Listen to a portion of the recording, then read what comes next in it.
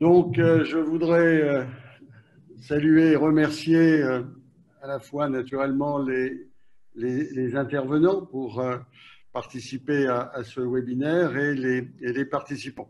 Ce webinaire est un webinaire donc organisé par Smart Tunisia, donc un partenariat public-privé pour promouvoir la Tunisie comme espace d'accueil d'entreprises internationales du secteur numérique. Et nous avons parmi les participants à la fois le public avec monsieur le ministre des technologies. Nous avons le privé avec Badreddine Wali, donc le PDG de Vermeil, société d'édition de logiciels financiers, avec Stéphane Grossman pour donc France Digital, qui regroupe 1400 entreprises, des startups du secteur, du secteur numérique. Et nous avons des témoins en la personne de monsieur Jeannot, qui représente la société Sagemcom, de madame Sonia Harflouf, qui représente la société Always Design for People, et Ombéline Allan de Vocalcom, qui est installée en Tunisie depuis longtemps et vous expliquera tous les avantages qu'elle y trouve. Donc, on va essayer de respecter, on va respecter les contraintes de temps.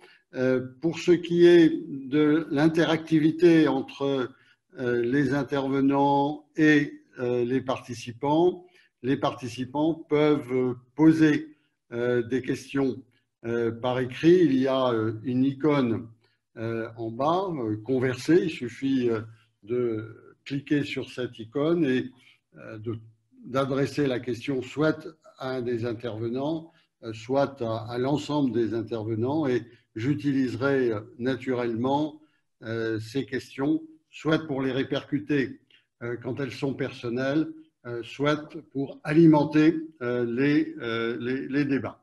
Donc, nous comptons à peu près une cinquantaine de minutes de présentation par les différents intervenants et ensuite une vingtaine de minutes pour les questions-réponses, pour que les intervenants puissent dialoguer entre eux. Voilà, nous avons dépassé le cap des 100 participants. Le chiffre continue à monter rapidement, mais je crois que nous pouvons maintenant demander au ministre de nous indiquer quels sont les atouts de la Tunisie de façon générale et dans le secteur du numérique, et cela à la lumière du Covid-19 qui, sur l'ensemble de la planète, a accéléré les transformations juridiques des comportements, des services publics, des entreprises. Et naturellement, la Tunisie a participé à ce moment et c'est, par ce qui en est dit, que cela a permis de confirmer le potentiel, les compétences de la Tunisie en matière numérique. Monsieur le ministre, si vous le voulez bien, et donc dans un laps de temps donné, nous indiquer pourquoi la Tunisie. Merci beaucoup. Merci pour cette invitation et à mon tour, je souhaite la bienvenue à tous les participants à ce webinaire. Alors, pourquoi la Tunisie? Alors, je vais commencer effectivement par le sujet Covid-19 et par la crise par laquelle est passée la Tunisie. Je pense aujourd'hui, comme tous les pays dans le monde, on est passé par une crise assez aiguë, une première, et qui nous a permis de mettre en avant et surtout de montrer l'intérêt du digital. Et je pense que si aujourd'hui on arrive à une complète maîtrise aujourd'hui de la situation et de cette crise-là, c'est bien sûr grâce à la stratégie qu'a mis en place le gouvernement pour la lutte contre contre le Covid-19, à une adhésion assez exemplaire de l'ensemble des acteurs et notamment de nos concitoyens qui, malgré les contraintes assez difficiles, ils ont pu être patients et accepter toutes les consignes, bien sûr, notamment de précaution et de sécurité pour faire face à cette crise. Et l'un des atouts et l'un des éléments qui a jailli et qui a été mis en évidence, c'est le rôle du digital. Alors, ce rôle-là a été bien sûr vu sur plusieurs angles. Hein. D'abord, sur un angle un peu classique, ce qui est tout ce qui est problématique de télécommunication. On a clairement vu qu'il y a une résilience parfaite. On a vu qu'il y a un trafic qui a augmenté de 40% et malgré tout ça, on a pu offrir aux entreprises, aux administrations, ceux qui ont pu travailler à distance, un environnement de travail qui est tout à fait acceptable et qui a permis effectivement que la machine continue à tourner pour plusieurs entreprises, pour l'administration. Et ça, c'est quelque chose de très important. Et quand je dis ça, c'est à la fois à l'intérieur du pays, pour ceux qui travaillent pour des services locaux et ceux qui aussi travaillent pour l'étranger, notamment pour des entreprises européennes. Donc ça, c'est quelque chose, un élément important dans cette résilience et surtout, et un élément aussi qui a beaucoup été mis en évidence, et c'est cette dynamique autour de digitalisation qui a été enclenchée et qui était le fruit d'une collaboration encore entre public, privé et même société civile, et qui a démontré que la Tunisie possède tous les atouts pour pouvoir avoir une dynamique encore plus importante comparée à celle qui a été vécue ou vue avant la crise Covid-19. On a pu voir des entreprises jeunes et moins jeunes, bien sûr. On a vu le secteur privé, le secteur public qui travaillaient la main dans la main. On a vu des startups qui ont contribué et qui ont pu apporter des solutions immédiates à des problématiques dans plusieurs secteurs, le secteur de la santé, le social, l'éducation et d'autres secteurs également. Et grâce effectivement à ça, on a pu mieux maîtriser cette crise et mieux gérer cette pandémie. Alors, donc ça, c'est effectivement un enseignement éloigné qui est très important, mais c'est quelque chose qui finalement, je dirais pas qu'il est, je sais pas, ça nous a un peu surpris, mais finalement, quand on regarde pourquoi on a réussi ce travail-là en très peu de temps, parce que clairement, on a travaillé sans filet, on a travaillé sans contrainte également, et on a pu avancer, comme je disais, la main dans la main entre secteur public et secteur privé. Et on a pu donner l'exemple que beaucoup de choses sont possibles aujourd'hui et les choses seront encore plus, comment dirais-je, ne seront plus comme avant. Il y aura l'avant et l'après-Covid. Mais l'après-Covid, c'est avec une volonté d'accélération de cette dynamique de digitalisation du pays. Je voudrais aussi dire que ce webinaire, finalement, il tombe à pic. Il tombe à pic parce qu'on arrive effectivement, en tout cas côté tunisien, on arrive à maîtriser cette crise, avec bien sûr tout en restant vigilant. On commence petit à petit à s'ouvrir, à faire une stratégie de déconfinement bien sûr progressive.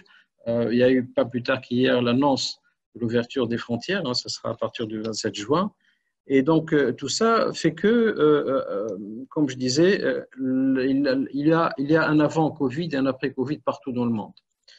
Et à partir de là, on voit émerger beaucoup de réflexions aujourd'hui qui se font en prenant en considération des aspects géopolitiques et le sujet de délocalisation des activités, que ce soit offshoring ou nearshoring, n'échappe pas à ces réflexions-là. Et je suis certain aujourd'hui qu'il va y avoir une redistribution des cartes sur ce type d'activité-là et que la Tunisie, certainement, aura un rôle plus important à jouer dans la région méditerranéenne et notamment grâce à cette proximité et qu'elle a notamment vis-à-vis de l'Europe. Ce que je souhaite rappeler hein, par rapport aux atouts, en plus de cette dynamique qui a été, bien sûr, qui démontre le potentiel qu'il y a aujourd'hui au niveau de la Tunisie pour adresser cette problématique de digitalisation au sens large. Il et dans la gestion elle-même, dans la capacité aussi des gestions de crise grâce au digital, nous avons quand même des atouts qui sont connus, hein, je souhaite bien les rappeler. D'abord, notre positionnement géographique, la Tunisie avec un ancrage en Afrique et plus particulièrement à l'Afrique du Nord et avec une proximité de l'Europe, la Tunisie est naturellement une porte d'entrée pour le continent africain, un continent jeune, un continent plein de potentiel, plein d'espoir de développement. Donc ça, c'est quelque chose d'indéniable. La Tunisie dispose d'un système éducatif performant et reconnu mondialement, qui est aux standards internationaux, avec une place assez privilégiée pour tout ce qui est technologie de l'information et de la communication. Plus de 250 000 étudiants qui sont inscrits et on a un nombre de diplômes en fin d'année qui voisine les 60 000. 15% de ces diplômes sont orientés vers les filières de télécommunications, de l'information et de la communication. Ça, c'est vraiment une richesse énorme, mais qui, une fois de plus, donne à la Tunisie une certaine légitimité pour tout ce qui est développement dans le secteur d'éthique. Un élément aussi très important, et j'en ai parlé tout à l'heure, c'est ce qui nous a permis d'avoir une résilience au niveau de l'infrastructure. La Tunisie est d'abord, elle est connectée à l'Europe. Il y a 4 câbles sous-marins qui connectent la Tunisie à l'Europe, et en plus, une infrastructure télécom, une infrastructure numérique parmi les plus développées en Afrique, à peu près plus de 20 000 km de fibre optique. Bien sûr, toutes les zones industrielles connectées en très haut débit. Bien sûr, c'est ça aussi qui nous a permis de passer cette crise-là et que ces réseaux-là ont permis à plusieurs personnes qui étaient obligées de rester chez eux, que ce soit à travailler à distance, soit à avoir des cours ou de support à distance. Ça, c'est quelque chose quand même de très important et pendant la crise, c'est quelque chose qui était bien mis en évidence et ça, c'est vraiment un atout énorme. Et c'est un atout qui a permis aussi pas mal d'entreprises qui sont installées, étrangères, qui sont installées en Tunisie, de continuer leurs activités avec, bien sûr, leur maison mère et avec leur maison d'attache. Ça, c'est un élément important. Un élément aussi qui, je pense, qui doit être pris en considération, c'est le cadre incitatif propice pour l'investissement. Il faut savoir que depuis 2016, depuis le lancement de Smart Tunisie, il y a beaucoup de choses qui ont évolué. D'abord, il y a une loi d'investissement transversal qui a été votée, qui permet un cadre d'incitation assez complet sur le plan fiscal, sur le plan financier, pour la promotion de tout ce qui est investissement, et notamment dans le secteur du numérique, donc un des secteurs prioritaires qui est aujourd'hui bien indiqué dans cette loi, et puis des facilitations comme la loi transversale pour effectivement facilitation sur le plan procédure administrative, diminution des échanges avec l'administration et surtout des points focaux.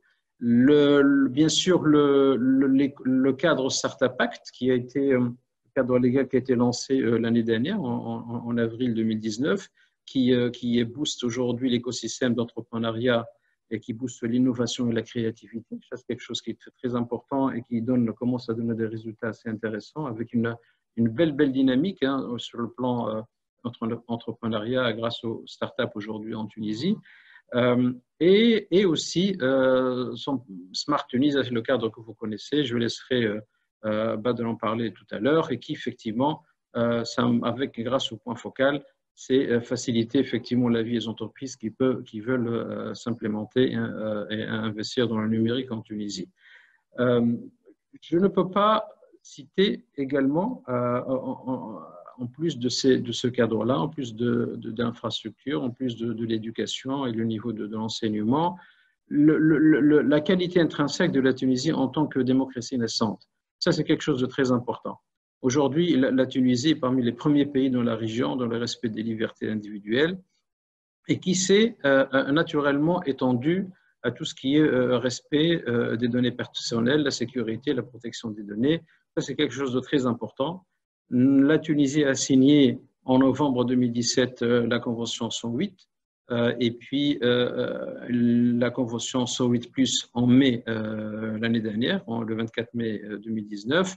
La Convention du Conseil de l'Europe sur la protection des données personnelles. Et ça, c'est quelque chose d'important et c'est quelque chose de rassurant et qui montre que dans cette dynamique et cette dynamique de mise en place de tout ce qui est démocratie, tout ce qui est liberté, tout ce qui est respect de droit, on est vraiment sur la bonne voie et on est en train effectivement de s'approcher des standards et des bonnes pratiques qui sont aujourd'hui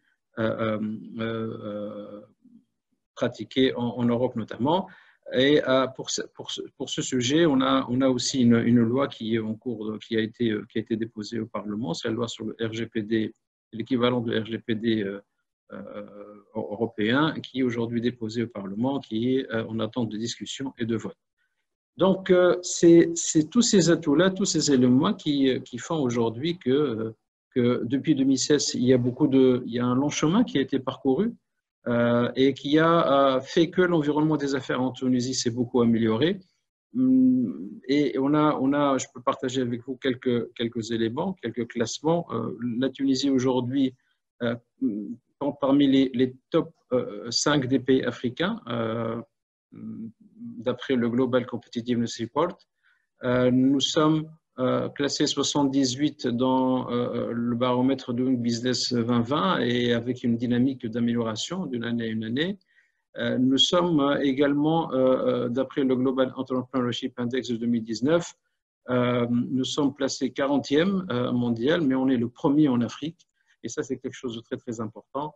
Toutes ces actions, toute cette dynamique positive aujourd'hui fait que la Tunisie, de plus en plus, se positionne comme un partenaire de référence, un partenaire qui peut être un partenaire privilégié dans le développement des affaires, des business en Tunisie. Donc, voilà un peu les atouts de la Tunisie sur ce créneau-là. Merci, Monsieur le Ministre. Les atouts, comme vous l'avez dit, couvrent un champ très large, hein, des infrastructures à l'éducation, en passant par les lois et règlements. Badreddine Ouali, vous êtes à la tête d'une société qui édite des logiciels financiers. Vous avez su profiter de tous ces atouts de la Tunisie pour assurer une présence à l'étranger très, très forte et en pleine croissance. Vous êtes également à la tête de la Fondation Tunisie Développement et le président de ce partenariat public-privé qu'est Smart Tunisia.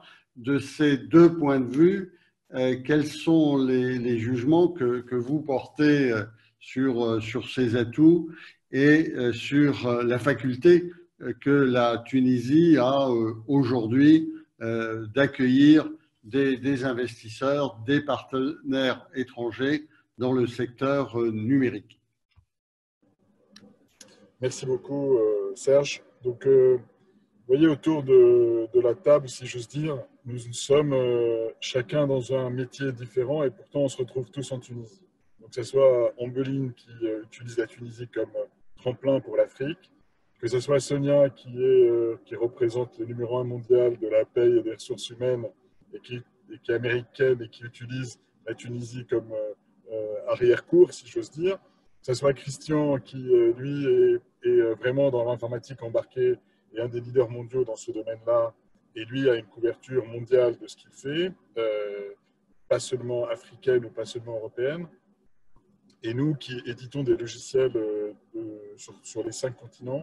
Donc nous nous sommes retrouvés en Tunisie parce qu'il y a beaucoup de points communs qui nous lient. On est à 2 heures de Paris. Il y a une très grande douceur de vivre et je crois que ça compte pour chacun quand on est en voyage, quand on veut se déplacer, rencontrer ses collaborateurs. C'est important d'être dans un endroit plutôt accueillant et agréable, pas loin. On peut même, si on vient pendant l'été, faire quelques réunions et piquer une tête dans la Méditerranée avant de reprendre l'avion le soir, quand les avions reprendront leur cours normal. Donc il y a la proximité qui est extrêmement importante, il y a la douceur de vivre, il y a l'abondance de ressources, Monsieur le ministre l'a souligné, donc en plus des milliers de gens diplômés, ingénieurs, etc. Il y a les gens qui ont fait des filières courtes, des filières de techniciens supérieurs, et il y en a des dizaines de milliers qui sont diplômés chaque année. Nous avons, avec tout ça, on s'est dit, tiens, il faut aussi que l'on puisse accueillir des gens qui s'intéressent à la Tunisie avec des gens qui sont plutôt dans leur profil. Donc l'État fait beaucoup d'efforts, mais l'État, ça reste des structures que les gens qui viennent de l'extérieur connaissent mal. Ils ont besoin de parler à des gens qui partagent leurs problématiques et qui sont capables aussi de les orienter vers le bon commissaire aux comptes, le bon avocat, la bonne société de service qui peut les faire démarrer rapidement. Et donc, Smart Tunisia, c'est un cocon, c'est un one-stop shop dans lequel on peut orienter les gens. À la fois, on peut masquer la complexité parfois des démarches publiques en étant leur interlocuteur, partager avec eux une expérience de vécu et pas une expérience d'un fonctionnaire, quelle que soit sa qualité. Et la troisième chose, on peut aller très très loin avec eux puisqu'on peut leur trouver des sociétés de recrutement, on peut les aider à faire leurs premiers pas, des gens qui vont s'occuper de leur comptabilité, de leur fiscalité et de tous les aspects de la vie normale, en plus des problématiques de lignes télécom, etc., etc. Alors, il y a quand même je sais que M. De Gallet souhaite que l'on soit le plus bref possible. Il y a quand même deux choses vraiment impressionnantes. Nous, on est sur les 5 continents et je peux dire que la Tunisie était un des pays qui a le moins souffert de la surcharge de l'Internet et de l'utilisation des réseaux. Je pense que pour les utilisateurs de Zoom ou d'autres, vous avez bien vu que certains étaient presque sortis du marché parce qu'ils ne sont pas capables d'utiliser l'infrastructure et d'avoir d'infrastructures disponibles. En Tunisie, il n'y a eu zéro problème. Il y a eu tellement peu de problèmes que nous, on a plus de 1000 collaborateurs en Tunisie, près de 1000, pardon, et on est resté jusqu'à aujourd'hui en télétravail. Donc, c'est que ça marche et ça marche plutôt bien. La deuxième chose, c'est que la crise du Covid a été clémente avec la Tunisie. Il y a eu beaucoup d'efforts du gouvernement qui a su anticiper et on a eu la baraka, comme on dit chez nous, et il n'y a eu que 45 décès. Donc c'est absolument remarquable. Si vous regardez un pays qui nous ressemble beaucoup en termes de taille, qui est la Belgique, on est à des multiples beaucoup plus importants. Donc, en bref, en Tunisie, on vous prend par la main si vous en avez nous éprouvez le besoin pour vous guider dans les tricks and tips de la Tunisie, que ce soit sur le côté professionnel et le côté amical et sympathique qui nous caractérise. On n'est pas loin, on a plein de compétences de qualité et une infrastructure télécom qui fait qu'on est Covid-19 proof. Voilà. Merci de toutes ces indications.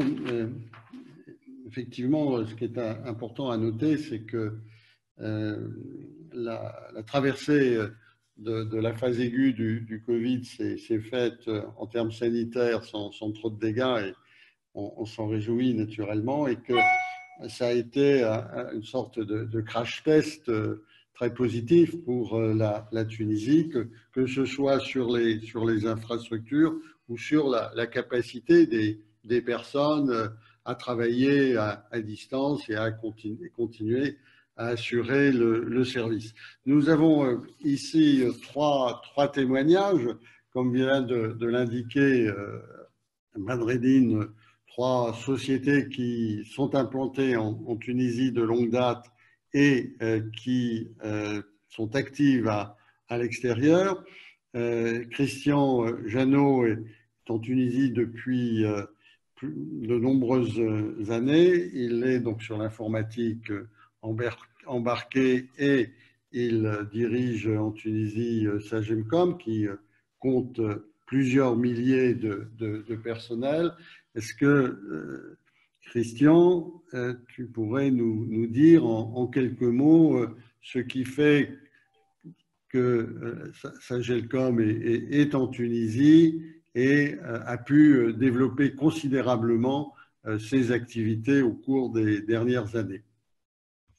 En quelques minutes. Bonjour à tous. Donc effectivement, je suis depuis plus de 12 ans en Tunisie et j'ai la joie de partager toute cette amitié que me donnent Badreddine, Sonia et Omedine notamment. Donc, le groupe Sagemcom, c'est un des leaders mondiaux sur le marché des terminaux communicants à forte valeur ajoutée, les box Internet, les set-top box, donc les Netflix, YouTube, les compteurs communicants et les solutions de management d'énergie. Voilà, donc, on est numéro 2 mondial sur les box Internet, sur les set-top box. On est numéro 1 en Europe pour la partie énergie. C'est un groupe de 5500 personnes, dont le président est Patrick Sévian.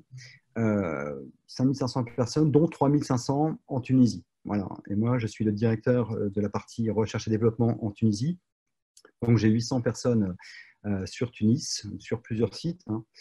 Voilà. Notre chiffre d'affaires, juste pour vous situer, c'est un peu plus de 2 milliards d'euros. Voilà.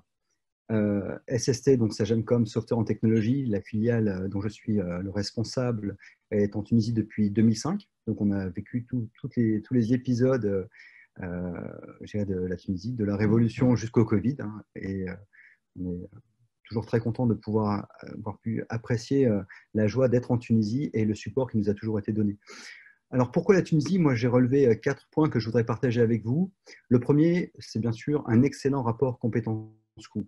Un excellent rapport compétence-coût qui nous a fait donner le choix au début de nous installer en Tunisie et qui n'a jamais été démenti par la suite, puisqu'on a toujours réussi à croître, puisque moi, quand je suis arrivé en 2008, nous étions 200 et aujourd'hui, on est 800.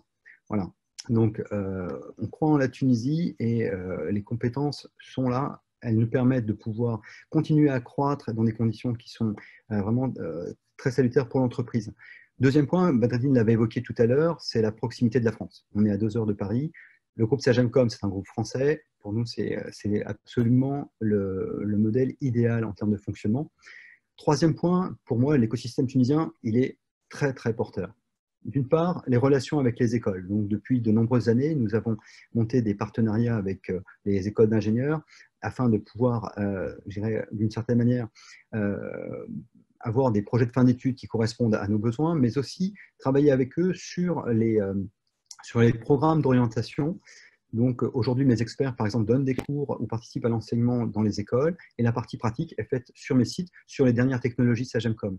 Donc, cette proximité, c'est un vrai avantage que nous, on a pu retenir avec plusieurs écoles, dont l'école de Monsieur le Ministre, Subcom, voilà, dont les ingénieurs sont absolument extraordinaires. Voilà. Il y a aussi énormément d'initiatives de développement pour l'emploi. Moi, je pense, par exemple, à l'initiative de la Fondation pour la Tunisie, les centres ELIF, qui est la dernière création en fait, pour l'emploi et qui est aussi très salutaire pour nous tous, puisqu'elle va augmenter en fait, le nombre de ressources disponibles pour couvrir bien sûr nos besoins, mais aussi ceux de ceux qui vont vouloir s'installer en Tunisie. Troisième point pour moi important, c'est le réseau d'entreprise. C'est-à-dire qu'on a un réseau d'entreprise qui s'appelle TACT, qui regroupe toutes les sociétés dans l'IT qui ont plus de 100 collaborateurs et ce qui nous permet de partager énormément d'informations, aussi de pouvoir permettre d'une certaine manière de faire avancer nos projets et nos demandes avec le ministère, avec le ministère de l'Enseignement supérieur, le ministère des Technologies. Tout ça, c'est un écosystème qui est vraiment très favorable. Les partenaires aussi sont bien présents. Pour vous donner un exemple concret, en 2015, on m'a demandé de monter l'activité solution pour la partie management d'énergie, c'est-à-dire qu'on fait les compteurs communicants, on fait les data concentrateurs, mais il y a aussi tout le système d'information qu'il fallait rajouter. Et en fait, en toute facilité, dans l'écosystème tunisien, avec les partenaires, on a pu monter en fait, cette activité très très rapidement, bien plus rapidement qu'on aurait pu le faire ailleurs. Donc ça, c'est encore un avantage. Enfin, moi j'aimerais remercier le ministère des Technologies qui, notamment dans cette crise Covid, nous a permis d'être très efficace, puisque le groupe Sagemcom et mon activité en Tunisie n'a eu aucun impact sur la crise Covid, absolument aucun impact. Pour vous donner un ordre d'idée, l'infrastructure IT que l'on a, donc nous on est certifié 9001, 14001 et 27001 pour la sécurité des systèmes d'information. Eh bien, cette infrastructure IT, elle nous a permis de passer en un week-end, le week-end du 20 mars, pour ceux qui s'en souviennent, je crois qu'on n'a pas oublié, de passer de 0 à 600 personnes en télétravail en 2 jours. Voilà. Et ça a fonctionné, mais sans problème. Donc, moi, je vous dis merci, Monsieur le Ministre, pour votre aide, notamment aussi pour les autorisations de circulation, puisqu'à aucun moment, en fait, je me suis retrouvé dans une situation de difficulté. Vous avez toujours été là pour nous accompagner, que ce soit les amis de TACT pour l'entreprise, pour pouvoir aussi continuer à avancer ensemble, les partenaires, les écoles, et puis bien sûr le ministère. Voilà, merci. Merci Christian de ce témoignage très, très concret et très satisfaisant. Ombline Allan, donc vous êtes à la tête en Tunisie de Vodalcom depuis maintenant une dizaine d'années. Est-ce que vous aussi, vous pouvez nous faire partager votre expérience à la fois longue et la manière dont vous avez pu travailler ces dernières semaines, ces derniers mois? Oui, tout à fait. Donc, Vocalcom, c'est un groupe français qui a plus de 25 ans, qui est aussi éditeur de logiciels, leader mondial sur le marché des solutions de centre de contact et d'optimisation de la relation client. Le groupe a des bureaux implantés dans 19 pays et on couvre une cinquantaine de pays dans le monde à travers nos partenaires. Comme vous le disiez, Vocalcom Tunisie est là depuis 10 ans. Donc, elle propose aux entreprises des solutions pour la gestion de la relation client. Nous avons ici donc un service commercial, administratif, un service technique et depuis quelques mois, Christian en parlait, nous avons développé un service QA, donc une équipe de testeurs pour la R&D en France qu'on a pu faire grâce au centre ELIF, donc qui nous permet aussi le développement dans les régions. Depuis la Tunisie, on gère 23 pays d'Afrique, donc de Algérie, Nigeria, Mali, Tchad, on va jusqu'à l'île Maurice, Madagascar. Donc, on a vraiment un grand terrain de jeu. Vocalcom, en fait, s'est implanté ici et continue à se développer en Tunisie parce qu'on a des ressources humaines qualifiées, hein, tout le monde le dit, mais d'ailleurs, la compétence de nos ingénieurs est indéniable puisqu'on vient nous en emprunter de temps en temps. On est aussi un pays francophone.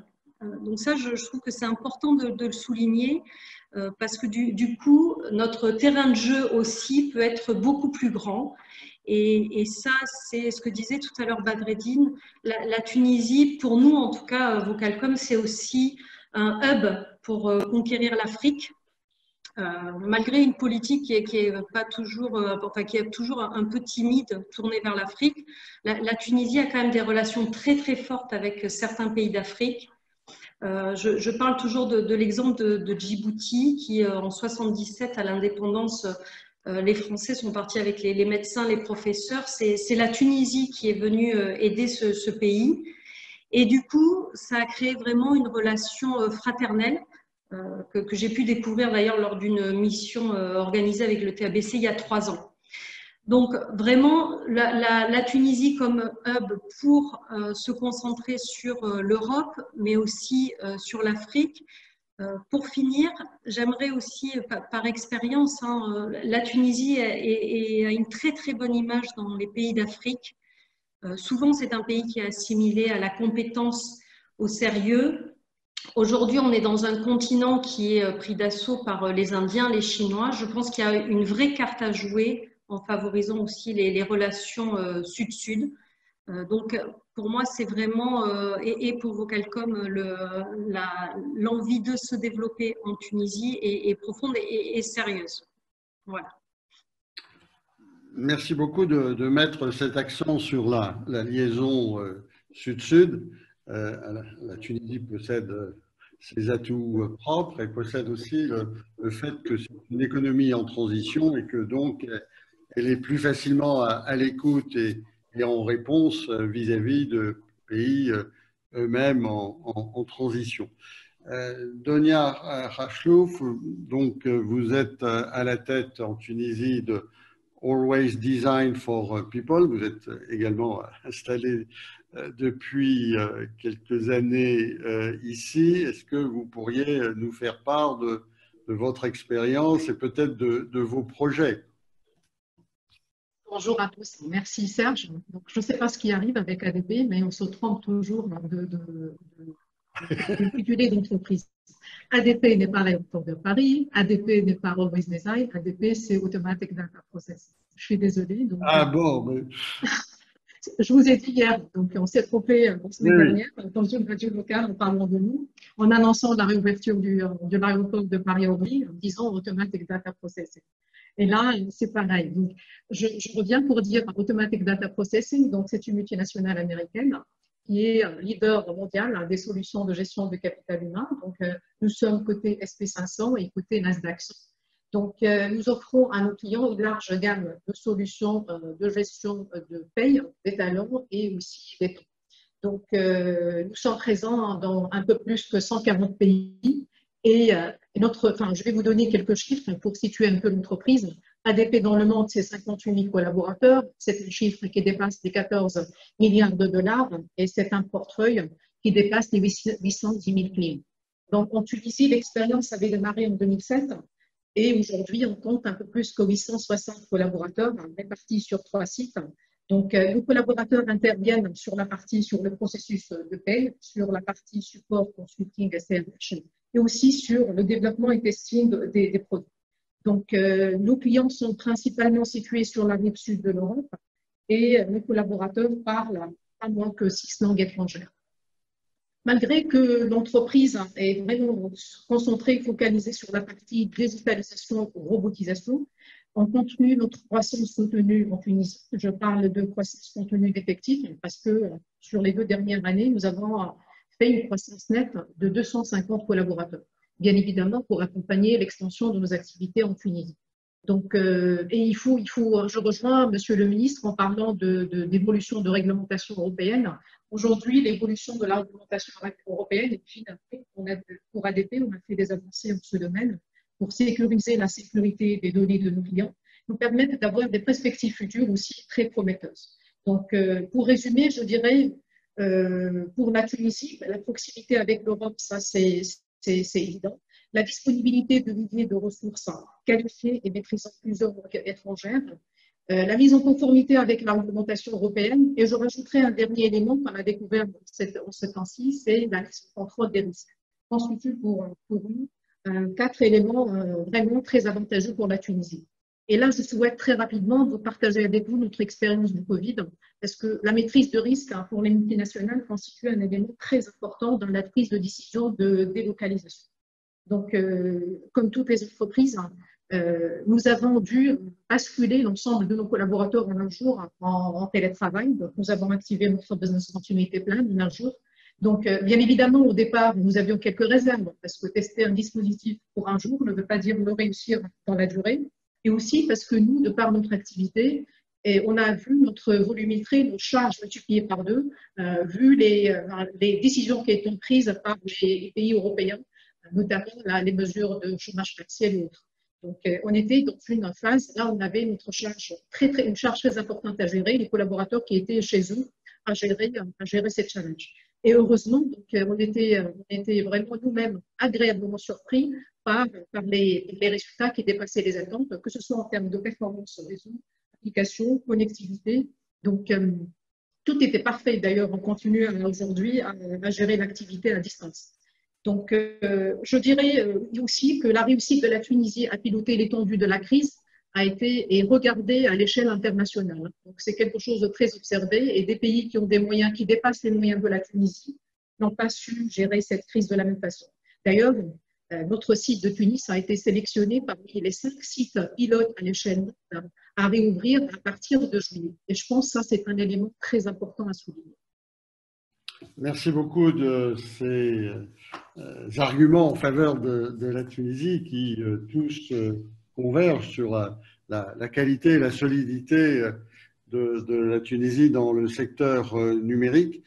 Nous avons Benoît Grossman. Benoît Grossman est le président de France Digital qui regroupe 1400 startups du secteur de la digitale. Il est à la tête aussi d'un grand fonds d'investissement français très actif dans le secteur des nouvelles technologies et très commun avec les États-Unis. Il y a quelques années de cela, travaillé aux États-Unis à la NASA. C'est dire l'ampleur de son expérience et de ses responsabilités. Benoît, la Tunisie ne t'est pas inconnue, bien sûr, mais dans tes fonctions de France Digital à la tête également d'Idinvest, comment, à travers toi, les les entreprises françaises ou européennes du secteur du numérique perçoivent la Tunisie? Est-ce qu'ils perçoivent bien tous ces atouts qui viennent d'être explicités, et quelles sont les possibilités de collaboration entre les entreprises européennes du secteur du numérique et les entreprises tunisiennes ou des entreprises étrangères qui s'installent en Tunisie, avec tout ce système, cet écosystème.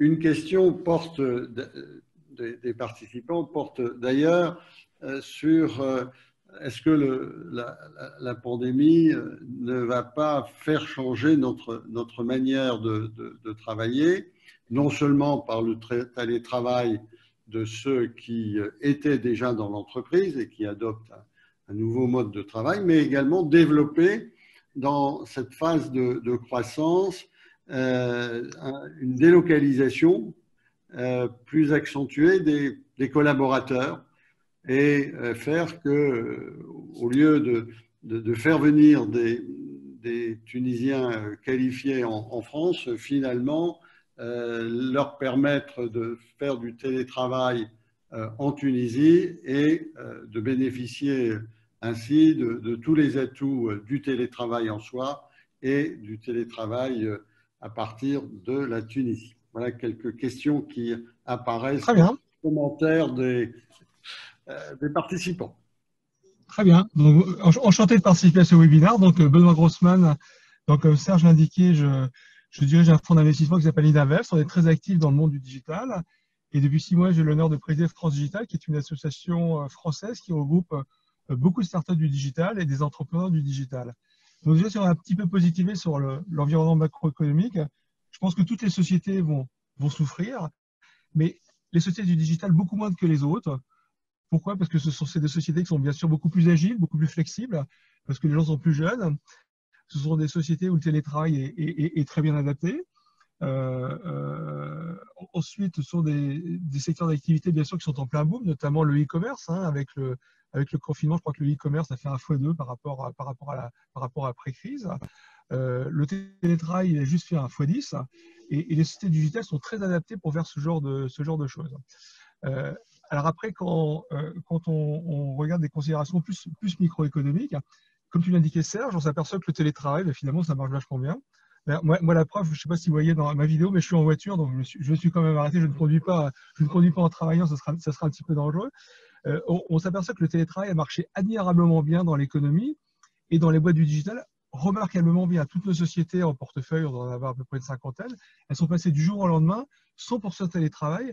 Et je ne suis pas sûr que la productivité de nos sociétés ait baissé. Idem chez Inavest, on est tous passés en télétravail. Et donc, on s'aperçoit que le télétravail, comme ça marche très bien, d'avoir des gens qui ne sont pas forcément localisés tous au siège social de la société à Paris ou dans des endroits où les loyers coûtent très cher, c'est très adapté. Et la Tunisie est bien sûr une place de choix, parce que la Tunisie, c'est pas loin de Paris, c'est dans le même fuseau horaire de Paris, donc c'est toujours plus facile de travailler avec des gens qui sont dans le même fuseau horaire. C'est toujours plus facile. Et ensuite, toutes les compétences tunisiennes, on ne revient pas dessus, mais bon, avec toute la proximité géographique, la proximité intellectuelle et tous les liens qui unissent la France et la Tunisie depuis fort longtemps, c'est tout à fait adapté. Et je pense qu'avec le télétravail, maintenant, là où j'aimerais pas être dans le business, où j'aimerais pas être aujourd'hui, c'est dans le business d'immobilier d'entreprise. Je pense qu'aujourd'hui, on va tous repenser la manière d'avoir de l'immobilier d'entreprise. En clair, ce n'est pas la peine d'avoir un bureau pour chaque personne. À mon avis, avoir un bureau pour 3 personnes suffit amplement. Parce que je crois que post-crise, dans toutes nos sociétés, que ce soit chez Inavest et surtout dans nos sociétés sous-jacentes, le télétravail est devenir la norme et on s'aperçoit qu'on est beaucoup plus efficace. Ça coûte moins cher, les gens ne sont pas stressés avec les transports, ils peuvent concilier beaucoup plus facilement vie de famille et vie professionnelle. Et pour moi, la Tunisie a tout son rôle à jouer là-dedans, par cette vague de télétravail qui va, à mon avis, qui va déferler. Et pour moi, il y a vraiment un avant et un après Covid. Et pour moi, dans les relations au travail, le télétravail, c'est quelque chose de magique. Moi, j'ai découvert, comme tout le monde, Zoom. Zoom, on l'utilisait tous avant. Sauf que maintenant, la norme, c'est Zoom. Et c'est-à-dire que maintenant, la norme, dans les réunions, pré-crise, la norme, c'était réunion physique, sauf Zoom. Et quand on faisait un Zoom, quand on ne voulait pas se déplacer, ça faisait un petit peu... ça faisait pas très sérieux. Ça avait les gens qui ne voulaient pas se déplacer, voilà, qui ne voulaient pas perdre de temps, etc. Et je crois que pendant post-crise, la norme, ça va être Zoom, sauf s'il faut Zoom. Parce que bien sûr, il y a des réunions qu'on doit faire physiquement avec des nouveaux clients, des nouveaux investisseurs. On doit forcément à un moment voir les gens. Et je pense qu'il y a à peu près 3 réunions sur 4 qui se feront en télétravail, qui se feront en Zoom. Voilà. Et pour moi, la Tunisie a plus que jamais son rôle à jouer dans ce changement qui, pour moi, un véritable changement de paradigme. Et que les gens soient basés à Paris, à Marseille ou à Tunis, bah, globalement, tant que les gens sont compétents, ça marche beaucoup mieux. Et je crois que pour moi, c'est vraiment une vraie cassure dans nos modes de fonctionnement. L'avion, on continuera à le prendre après, mais à mon avis, mais beaucoup moins que ce qu'on le prenait avant. Et on s'aperçoit qu'on est très très efficace. Moi, je crois que je suis comme tout le monde. Depuis le confinement, j'enquille les réunions Zoom toutes les heures. En plus, on est très efficace parce que les réunions Zoom, on ne peut pas être 2 à 3 à parler, donc ça oblige à être très, très, très efficace. C'est jamais des réunions qui durent plus de 30 minutes ou 60 minutes. Donc voilà, pour moi, c'est un vrai changement de paradigme.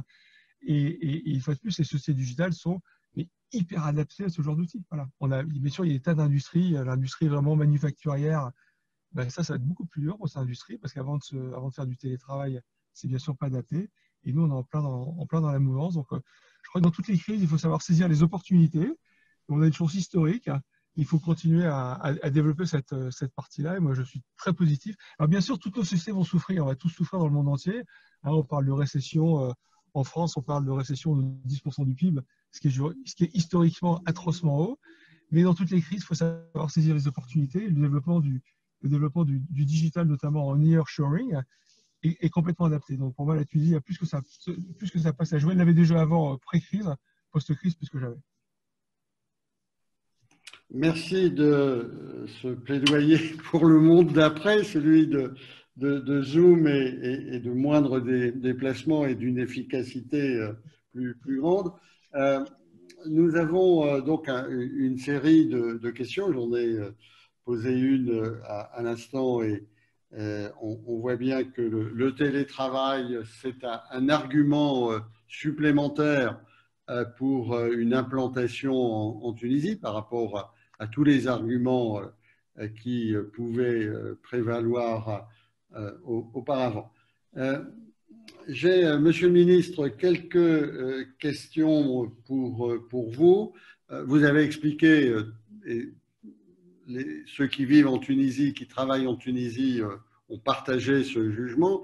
Vous avez expliqué tous les atouts, qu'ils soient matériels, d'éducation, intellectuelle, l'environnement économique. La question porte sur les projets du gouvernement tunisien pour renforcer son attractivité dans un monde qui reste concurrentiel. Est-ce qu'en matière d'infrastructure, d'équipement, la Tunisie va poursuivre son effort et de quelle manière? Très bien.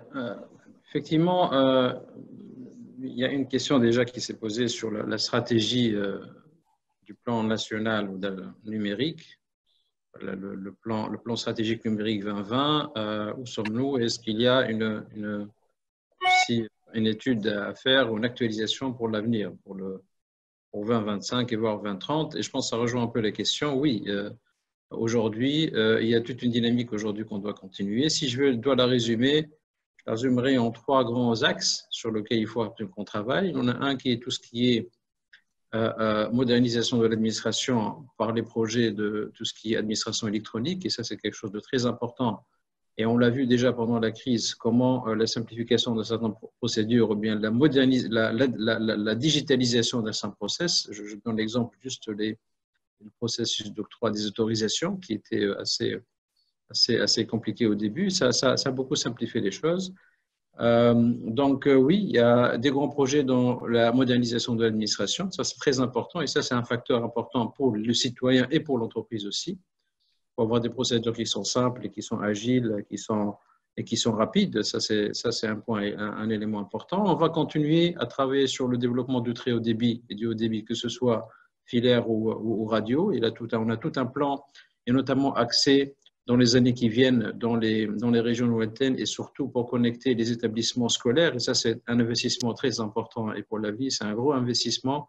Et notre objectif, c'est de commencer à partir de cette année déjà, un travail de connectivité de plus de 3000 établissements scolaires avec le très haut débit. Ça va donner à la fois la possibilité, bien sûr, à ces établissements d'avoir une infrastructure up-to-date qui permet d'intégrer tout ce qui est pédagogie digitale et tout ce qui est renforcement du digital dans la vie de l'élève et la vie des enseignants.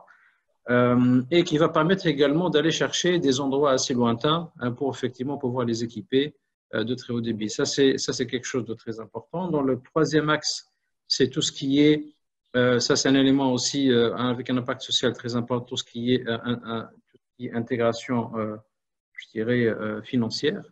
Avec le développement du mobile payment, on a fait une expérience lors de cette crise Covid avec tout ce qui est création de e-wallet et distribution des aides sociales via le porte-monnaie électronique. Et c'est vrai, c'est un premier pas et ça donnait quand même un impact, en tout cas assez encourageant, pour dire qu'il y a aujourd'hui un terreau, il y a aujourd'hui un environnement, il y a une société qui accepte ce genre de choses. Il faut vraiment y aller pour tout ce qui est et encourager ce genre de services qui nous manque clairement aujourd'hui en Tunisie, qui a fait ses preuves ailleurs dans d'autres pays. Et on veut vraiment accélérer le mouvement pour cette intégration financière et plutôt inclusion financière et inclusion même sociale, parce que c'est un élément de l'inclusion sociale quand dans des parties éloignées ou à l'intérieur du pays, parfois il y a des femmes qui ont des projets dans l'artisanat ou autre, qui parfois ils ont des microcrédits. Pour le remboursement, c'est la croix et la bannière avec des déplacements. Et là, ce genre de solution peut éviter ces genres de déplacements avec la possibilité de rembourser par mobile. Je donne toujours cet exemple parce que cette inclusion financière, c'est fait pour une inclusion sociale et qui permettrait effectivement de faciliter la vie à nos concitoyens. Le troisième axe sur lequel on doit continuer à travailler, c'est tout ce qui est entrepreneuriat avec le cadre Startup Act qui a été bien sûr mis en place et qui doit se développer encore plus. On vient de valider un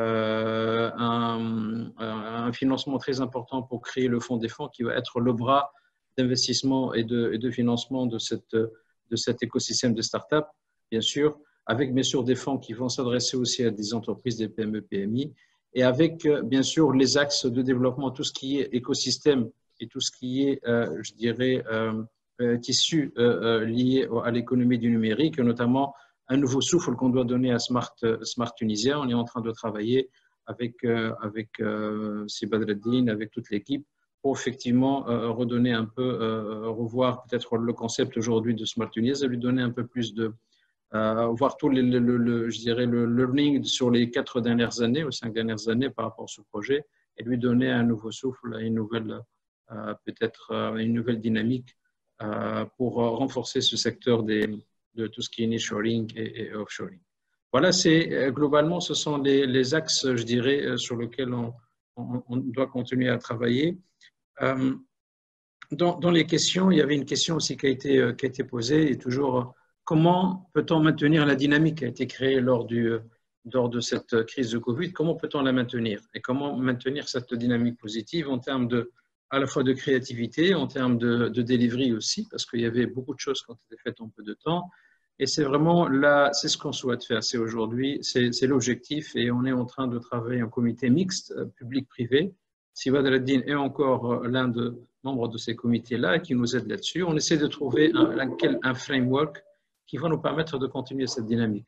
Une question qui a été posée, c'était pourquoi pas un marketplace, administration, entreprise publique qui veut aider effectivement à avancer dans la digitalisation du pays. C'est exactement un peu le même esprit, l'état d'esprit sur lequel on travaille. Ce qu'il faut savoir, c'est que pendant cette crise-là, et pour faire face à l'ensemble des propositions et cet élan de solidarité qu'on a pu voir, et notamment sur la partie digitale, on a mis en place un comité mixte. Ce comité mixte, il est composé de ministères concernés qui étaient là. Essentiellement, on l'a axé sur la partie santé.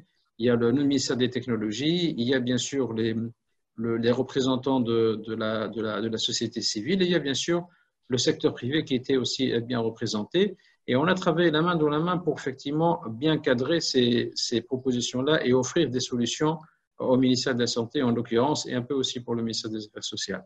Toute cette dynamique-là, avec ce comité mixte, on appelle comité mixte, c'est sur lequel on essaie de vraiment bâtir et bâtir quelque chose pour l'avenir. On est en train de lancer une initiative on a trouvé déjà le branding aujourd'hui, qui est Tech for Tunisia. Et cette initiative-là, on souhaite vraiment l'instancier avec des instances un peu spécifiques. Tech for, c'est pour la santé, pour le social, pour l'éducation, pour l'agriculture, etc. Et on est en train de vraiment travailler sur ce concept. L'objectif, c'est d'avoir une sorte de digital factory par thème, thématique, qui permet effectivement d'aller plus vite dans la transformation digitale de ces secteurs-là. C'est notre ambition. On y travaille. On n'est pas encore trouvé la solution sur le plan, je dirais, cadre légal et juridique, mais on est en train de travailler pour mettre en place ce genre de mécanique ou ce genre de solution qui vont nous permettre d'aller plus vite et surtout capitaliser sur l'expérience réussie dans la mise en œuvre de solutions digitales pour plusieurs secteurs pendant la crise. Merci, Monsieur le Ministre. Il y a une question qui est posée, qui fait à plusieurs reprises, et que je pose à l'ensemble de ceux qui sont en Tunisie, ce sont les relations avec l'administration et la rapidité de transformation des intentions en pratique, en texte. Badreddine tout à l'heure a rappelé que l'ambition de Smart Tunisia était d'être one-stop shop. Est-ce que aujourd'hui c'est vraiment le cas, et si c'est imparfaitement le cas, est-ce qu'il y a des mesures qui vont être prises rapidement pour répondre à cette préoccupation face à une administration qui souvent est jugée trop lente? Qui veut... Bon, Serge, peut-être dans le tourisme, si je pouvais faire un parallèle avec le tourisme, quand le tourisme a démarré, il y avait un concept de zone touristique. Et donc, pourquoi? Parce que le pays manquait beaucoup d'infrastructures. Et donc là où il y avait de l'électricité, de l'eau courante, des égouts, etc., des hôpitaux, c'était autour des zones touristiques. Et on ne voulait pas accueillir les gens dans des endroits où il n'y a pas ces infrastructures-là. Et au bout d'un certain temps, finalement, les hôtels et les restaurants et les cafés qui étaient réservés, entre guillemets, aux étrangers, se sont mis petit à petit à être fréquentés par les Tunisiens. Et les Tunisiens, maintenant, sont devenus de loin les premiers clients de cette infrastructure. Et pourquoi je raconte ça? Parce que, il y a quelques années, la Tunisie, c'était des sociétés informatiques qui travaillaient essentiellement pour l'étranger. Et puis, l'administration à côté était un peu figée dans sa paperasse et plutôt parler de digitalisation sans vraiment pratiquer. Un peu comme certains font de la religion. Et puis, à un moment donné, et surtout la crise du Covid et puis l'arrivée d'un gouvernement tout frais, tout jeune, avec des gens qui étaient extrêmement familiers avec la technologie. Il y a quand même un ministre des technologies et 2 anciens ministres de la technologie dans ce gouvernement. Il y a une moyenne d'âge assez faible. Il y a même la ministre de la Culture a un diplôme d'informatique. Donc, il y a des gens qui sont beaucoup plus agiles. Donc, un gouvernement plus jeune, une agilité plus grande dans l'équipe gouvernementale et un ministre qui vient de l'industrie, qui connaît le privé et le public et qui connaît vraiment toute la problématique, que ce soit télécom ou que ce soit informatique, a fait qu'aujourd'hui, on est dans un cas idéal de rattrapage et l'administration est en train de rattraper à grands pas les années de retard. Alors, évidemment, on vient de loin, mais je pense que l'année 2020 va connaître l'administration tunisienne, ça va être l'année de la rupture. Merci beaucoup. Une question qui pourrait s'adresser à Benoît. Quelles sont les initiatives à prendre pour mieux valoriser et faire venir les entreprises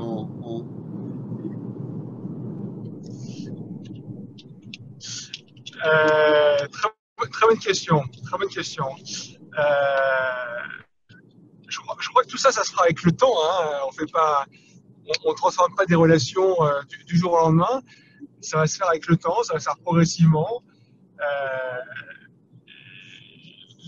Là-dessus, j'ai malheureusement pas la recette miracle. Mais aujourd'hui, on est dans une dynamique qui est plutôt, je trouve, positive. C'est également à vous de me le confirmer. Il faut absolument leverager sur cette partie-là. Merci. Alors, nous avons. Alors, est-ce qu'il y a d'autres intervenants qui souhaitent compléter leurs propos ou répondre aux questions, à certaines des questions qui ont été posées? Malheureusement, nous ne pouvons pas répondre à l'ensemble des questions, mais ce que nous pouvons faire, c'est y répondre par la suite. Nous avons vos adresses mail, nous avons l'adresse mail de ceux qui ont posé des questions et certaines sont très pointues et l'équipe de Smart Tunisia répondra à ces questions. Est-ce que, avant de dire quelques mots de conclusion, vous souhaitez… Peut-être je voudrais apporter peut-être quelques précisions sur la question posée sur l'administration et parfois la lourdeur des aides. Effectivement, je ne veux pas répéter ce qu'a dit Sibadreddine autour de la composition du gouvernement, mais il y a aussi un élément très important, c'est que même avant le début de cette crise-là, la feuille de route du gouvernement était claire. Il y avait 7 grandes priorités, dont une des priorités, c'était la transition, la transformation digitale. Et je pense que c'est un sujet qui est pris non seulement très au sérieux par le gouvernement, et en particulier par le chef de gouvernement lui-même. Et le leadership du chef de gouvernement sur ce genre de sujet est primordial, parce que le digital, c'est un sujet transverse, ce n'est pas l'affaire du ministère de la technologie de l'information uniquement, mais aussi c'est l'affaire de tous les ministères, c'est l'affaire de tous les secteurs, c'est l'affaire de tous les secteurs. Et effectivement, cette volonté de faire du digital un axe prioritaire et transverse, c'est une volonté qui est affichée depuis longtemps et qui s'est confirmée, bien sûr, grâce au Covid. Et on le voit aujourd'hui, moi je subis une pression importante de la part de mes collègues qui sont tous mes collègues ministres, chacun dans son secteur, ils souhaitent aller plus vite dans la numérisation, la digitalisation de leur administration, de leur ministère. Et ça, c'est vraiment une très bonne nouvelle. C'est vrai, on a le gouvernement, on n'a que 3 mois, 3 mois et quelques jours depuis la prise en main de ses responsabilités. C'est vrai, on était plus plongé dans la gestion de la crise, mais quand même, avec cette crise-là, quand on regarde même les cadres réglementaires, les décrets-lois ou bien les décrets qui viennent de se sortir, vous vous souvenez de la notion de l'identifiant unique, c'était un sujet qui a commencé à brainstormer en 2013 et qui a mis beaucoup de temps, mais effectivement, il y a eu le courage de ce gouvernement pour sortir le cadre réglementaire autour de cet identifiant, ce concept-là. Et je pense qu'il y a un truc qui est très important, et peut-être c'est passé un peu inaperçu dans les médias, mais qui est révolutionnaire, c'est le décret-loi sur l'échange électronique, l'échange de documents entre les administrations des citoyens ou l'entreprise, où aujourd'hui, le document électronique devient un document qui est crédible, qui est fiable, qui a une valeur juridique. Et ça, c'est quelque chose de très, très important. Et ça, c'est une vraie révolution au niveau de l'administration et qui va encore dans la facilitation et dans la simplification des procédures et dans l'accélération des procédures vis-à-vis de l'entreprise, bien sûr, et vis-à-vis du citoyen. Ça, c'est des choses, certes, aujourd'hui, sont sur le papier. Il faut les mettre en place. Il y a tout un travail de conduite de changement aussi. Il faut l'opérer au niveau de l'administration et on est conscient de ça. Parce que c'est l'administration qui doit d'abord s'approprier ces genres de choses et utiliser les moyens électroniques avant de servir ses clients, que ce soit citoyens ou bien entreprises. Donc, on est bien au fait de ce challenge-là dans la conduite de changement, dans le changement de comportement, mais on met en place tout le cadre réglementaire et on est en train effectivement de pousser pour que cette dynamique, comme j'ai dit, la dynamique qu'on a pu voir et qui a été appréciée, y compris par l'administration, puisse continuer. On a parlé du télétravail, mais aujourd'hui, il y a des administrations et des entreprises publiques qui ont découvert le télétravail. Et aujourd'hui, ils s'y mettent, ils ne veulent pas s'en défaire. Et ça, c'est quelque chose de très important. Moi, pas plus tard qu'hier, j'avais un échange avec un des PDG d'une entreprise publique et qui me disait le télétravail, je pense, on va le pérenniser et grâce à ça, on va peut-être faire des économies dans les locations du building, etc. Et ça, c'est une excellente chose. Et ça, c'est peut-être on l'aurait pas vu si on n'est pas eu cette crise-là. Donc, pour dire que c'est vrai, on a eu de retard dans la modernisation de l'administration, non seulement dans tout ce qui est digital, et c'est un retard qu'on doit rattraper. Et j'espère que d'ici la fin de l'année, il y aura des choses qui sont visibles et perceptibles à la fois par l'entreprise et par le citoyen. Merci. Merci, Monsieur le ministre. Est-ce qu'il y a d'autres personnes qui veulent intervenir? Donc, si ce n'est pas le cas, je pense qu'il n'y a pas lieu de faire une synthèse parce qu'il y a une thèse sans antithèse. La thèse, c'est que la Tunisie est l'endroit où il faut être pour faire du business dans le secteur numérique. Il y avait des arguments classiques, il y a des arguments nouveaux, il y a des initiatives qui se développent en Tunisie. Il y a des initiatives à prendre de part et d'autre et ceci doit permettre, avec le temps dont parlait Benoît, de renforcer les liens entre la Tunisie, l'Europe et le reste du monde. Et je vois d'ailleurs qu'il y a pas mal de questions en anglais et des sollicitations pour qu'il y ait une présentation également en anglais. Il y a aussi des questions auxquelles on ne peut pas malheureusement répondre faute de temps, mais qui sont convergentes, qui portent sur la fracture géographique de la Tunisie. Est-ce qu'il y a des opportunités de travailler à l'intérieur de la Tunisie? Quelqu'un relève que sur les 168 entreprises répertoriées dans le secteur, 254 sont à Tunis. Autant de sujets qui… Alors, je voudrais, M. Serge, excusez-moi, oui. Juste par rapport à ce point-là, en fait, j'ai vu la question, c'était la question autour des startups. Les startups labellisées, où il y a une personne qui a, des participants qui a posé les questions et dit sur les 268 startups, il y a plus de 250 sur Tunis, 256. L'information, elle n'est pas bonne. Je peux vous donner l'information exacte. Aujourd'hui, nous sommes effectivement 268 startups labellisées. Ça, c'est le process de labellisation qui a commencé. Et sur les 268, il y a 211 exactement sur le Grand Tunis, qui est 4 gouvernorats, et le reste, qui est à peu près une soixantaine, 57 exactement, qui sont dans les autres gouvernorats. Donc, ça, c'est à rectifier, ce n'est pas la bonne information. Grand Tunis, c'est-à-dire pour les gouvernements en moyenne 50 par gouvernorat, le Grand Tunis, c'est vrai, le Grand Tunis, c'est 3 millions d'habitants, c'est quand même le centre économique de la Tunisie. Il faut savoir que le projet Startup, quand il a été mis en place, dès le début, il a été décidé de travailler tout ce qui est, toutes les candidatures, tous les des startups qui effectivement souhaitent concourir et pour avoir le label, tout se fait par le digital. Il n'y a pas de déplacement. Tout le monde peut l'utiliser n'importe quel endroit, à partir de n'importe quel endroit en Tunisie. Et ça favorisé. Et ça va d'abord l'égalité des chances au niveau de l'ensemble des gouvernorats. Et on a eu de part de vraiment plusieurs gouvernorats, bien sûr des candidats. Et même, ce qu'on a fait même pendant le confinement, le pitch, avant c'était un pitch physique, c'est-à-dire qu'ils doivent se déplacer sur Tunis, rencontrer le collège, etc. Et on a innové dans ça et le pitch est devenu comme aujourd'hui, c'était plutôt en utilisant des outils comme Vision ou Teams ou autres, pour effectivement faire des pitchs plutôt virtuels.